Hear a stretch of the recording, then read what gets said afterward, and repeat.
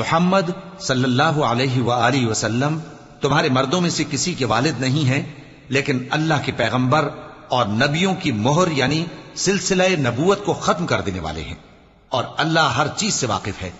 اے اہل ایمان، اللہ کا بہت بہت ذکر کیا کرو اور صبح و شام اس کی پاکی بیان کرتے رہو۔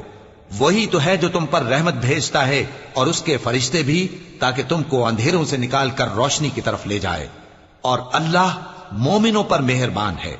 جس روز وہ اس سے ملیں گے تو ان کا تحفہ اللہ کی طرف سے سلام ہوگا، اور اس نے ان کے لیے عمدہ ثواب تیار کر رکھا ہے۔ اے پیغمبر، ہم نے تم کو گواہی دینے والا اور خوشخبری سنانے والا اور خبردار کرنے والا بنا کر بھیجا ہے، اور اللہ کی طرف اسی کے حکم سے بلانے والا اور چراغ روشن۔